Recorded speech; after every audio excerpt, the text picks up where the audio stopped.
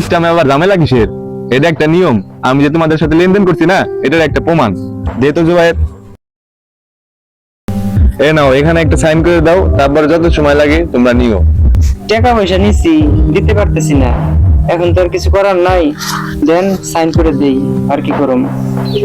খেত খেলাও ভালো হইতেছে না, সুদও বাইরে যেতেছে, কি একটা ভুল করলাম, সুদাই না।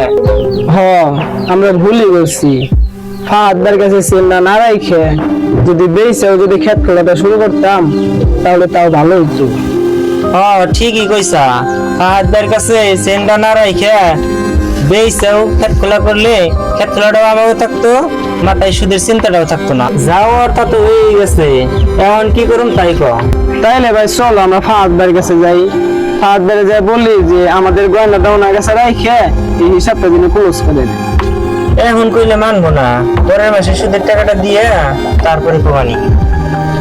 আচ্ছা ঠিক আছে ভাই।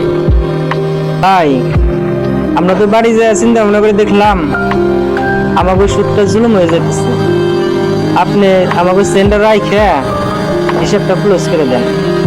গয়নাটা ক্লোজ করে দেওয়া মানে?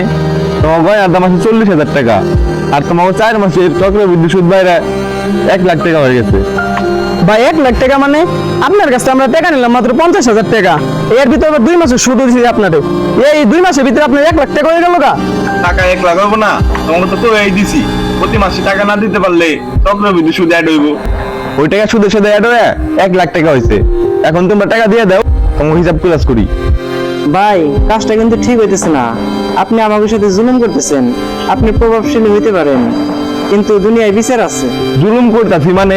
তোমাকে তো সব বই লাই দিছি, তারপরে আবার তোমাকে ইস্টামও দিছি, ওইখানে তো সব লেখাই আছে। এখানে জুলুমের কি দেখতেছো তোমরা? ভাই তখন তো মিষ্টি মিষ্টি কথা কয়ে আমাকে টাকাটা দিলে, এখন তো আমাকে উপর জুলুম করতেছেন, আমাদের পয়সা খাওয়া হইতেছে। ভাই যখন তোমরা বিপদে পড়ছিলা তখন তোমাকে টাকাটা দিছি, এখন তোমাকে বিপদ শেষ, এখন তোমাকে উপর জুলুম করতেছি, তাই না? এত কিছু বুঝি না। এখন তোমরা টাকা দিবে, তাহলে আমি আইনের ব্যবস্থা নিবো। ভাই আমরা গরিব মানুষ, আমাকে উপর জুলুম করেন না, আমরা টাকাটা নিছিলাম চাষবাস করার জন্য, আমাকে নিশ্চয় করে দেন না। আমার আবেগ দেখাবো না, দুটো টাকা নেই, আমার সাথে দেখা করো, যাও। ভাই ওরা মানুষ না, ওদের সাথে কথা বললে কোনো লাভ নাই, চলেন ভাই আমরা বাড়ি চলে যাই দুজন। আমাদের সমাজে অনেক স্তরের মানুষ আজকাল সুদের দিকে আকৃষ্ট হচ্ছে, তার প্রয়োজন মেটাতে সুদের টাকা নিচ্ছে। নেয়া বা দেওয়ার আগে একটা কথা মনে রাখবেন, সুদ কখনো বরকত বয়ে আনে না, সুদ মানে ধ্বংস। সুদ একদিন আপনাকে তুলে তুলে শেষ করে দিবেই। আর এজন্যই ইসলাম সুদকে হারাম করেছে।